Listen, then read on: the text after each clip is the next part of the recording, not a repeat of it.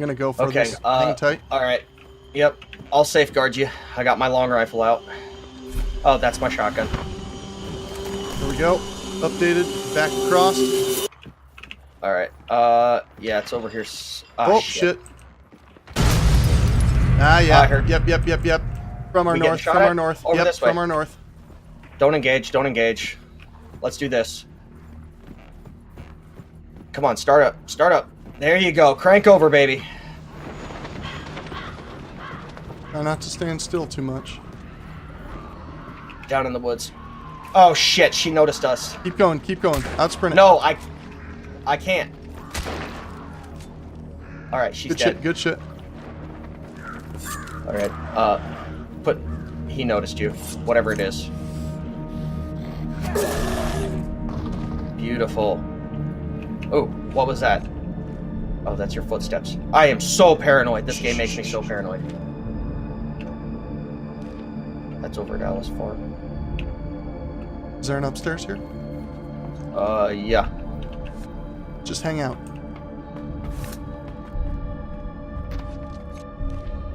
Wally. What's up, Bob? You think we're good?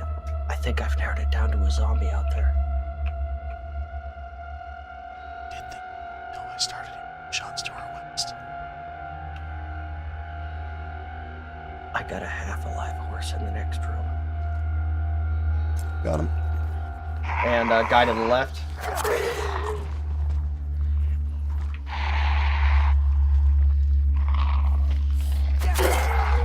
Oof. I'm out of stamina.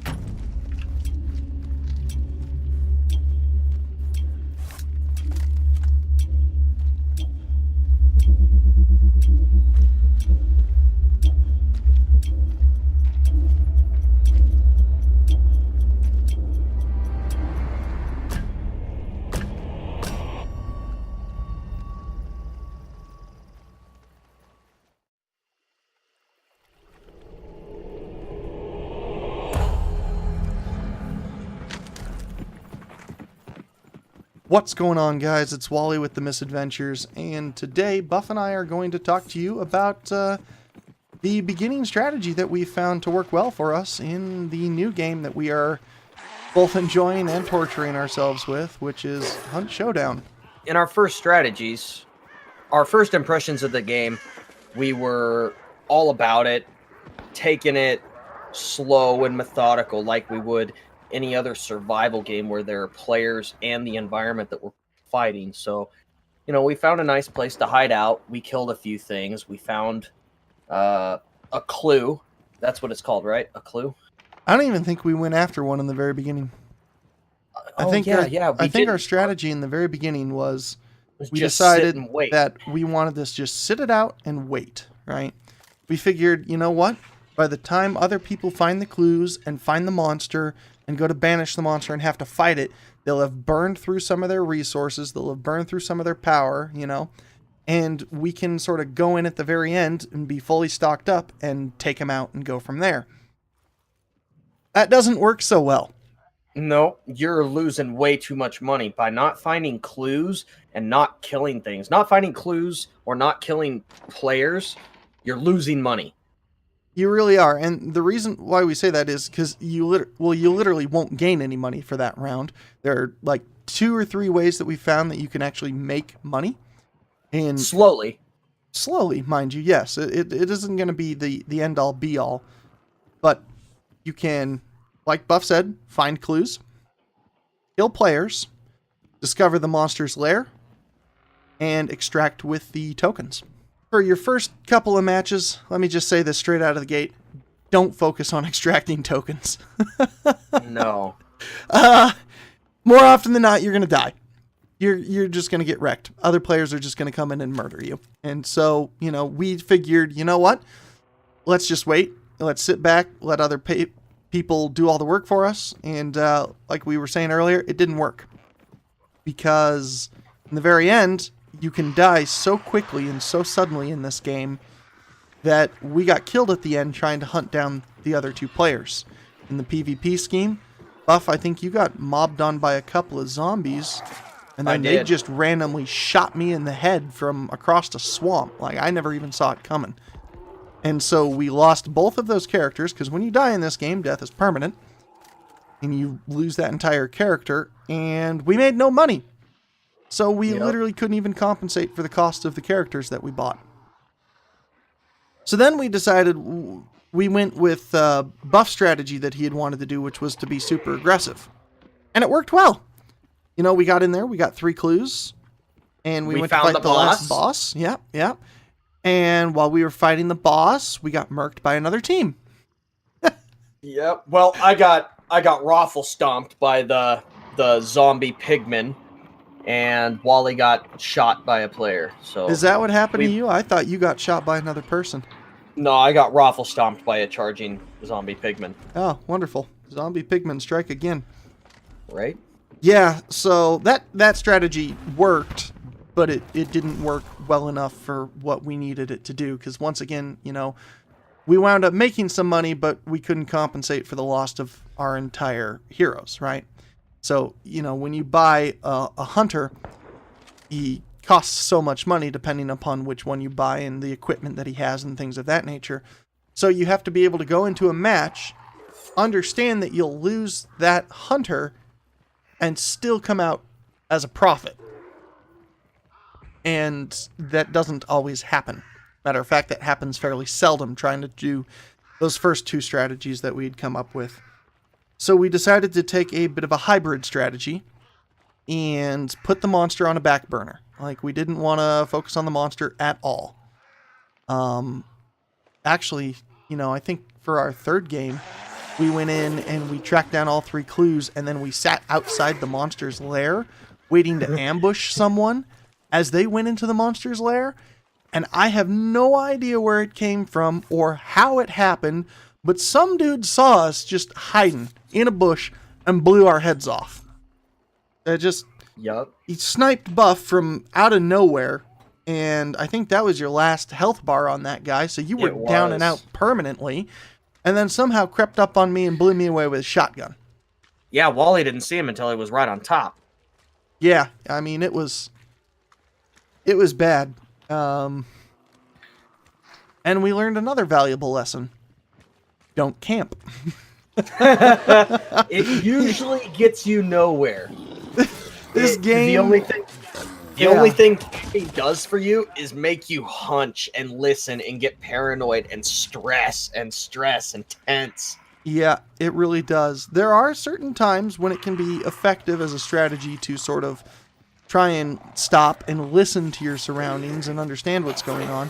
But in this game, if you're not moving and you're not actively doing something, odds are you're just going to freak yourself out. And it's not good. Not good at all. You're going to hear people that aren't there. You're going to hear sounds that are arbitrary, that mean nothing because it's just ambiance. And because the game is set in the South, the ambient noise is ridiculous. Mm-hmm. And you will just psych yourself out. And it just won't end well. So the end strategy that we have stumbled across that is working best for us is simply this. Go into your match. Try to find 3 clues, all right? You don't have to find all 3 clues, but understand that you're not going to go for the final monster, all right? What you're trying to do right now is to get a character and maybe get some levels underneath of him so you can buy some more perks for him, so you can, you know, get him a little bit more sturdy to actually go take on other players or these boss monsters that are on this map, and just go out, find some clues. Clues give you 25 cash apiece. Maybe take on a player or 2 if you feel that you're in the advantage of it. And then kill some random zombies, or they aren't even zombies, are they? We keep calling them zombies, but they're really not. They're like possessed. It's like they're demons, I guess. They're like zombies in the fact that they're, you know, like corpses. But they're more demonic than they are zombies. Like, they use tools, and they are actually kind of semi-intelligent and things of that nature. I don't know, it's but they're weird. Not too observant. They're not too observant, though. No, and you can get past them, definitely. I think the worst ones are the husks. Or not the husks, the hive. The hives. The hive are annoying because you can't outrun the hive. Yep. They just Because kind she of has keep like coming. these little possessed green butterfly things that fly after you, and the only Like way a moth. Yeah, they're like a moth. So she's Yeah. Mothra. She might as well be Mothra, really, honestly. But But they if poison you you. see those, They're if annoying. you see those moths coming at you, instead of running and meleeing her silently, you're gonna lose more health that way. Just shoot her. Pretty much. Yep, just shoot her. This game, you really gotta weigh your instances on when you should shoot versus when you should just... Because not only are you versing the environment, but there are how many other teams there, Wally? I think there's up to 5 other teams of 2 on the map for a grand total of up to 12 players. Yep. Yeah, so, you know, just take your pace, take your time, go through, get some clues, engage some players, and then go extract. Who cares if you get the token at the very end? You're not trying to go super ham, even though, you know, in theory, doing that would net you a lot more money and a lot more experience faster. To get used to the game in your very early stages, though, just go in, hunt down some clues, engage a couple of players, be fully expectant to lose your characters, which I would suggest just buying the cheapest characters you can and outfitting them with a Winfield and a Romero hand cannon, if you can. Yep, And just kind of go from there. 1873C. If he comes with a Winfield, make sure it's not a special one. Yeah, make sure it's not just the standard. It's got to be the what did you say? The 1873C. Yep. So it has less rounds readily available before you got to reload, but that's not a problem. It's a decent long-range engagement tool. And the Romero hand cannon shotgun, it's a powerful weapon, and it can actually be put in your pistol slot because it's a sawed-off version of that shotgun. So it's great for PvP engagements. Yeah, it's great for PvP engagements. You can fight other players really well with it. It does massive amounts of damage.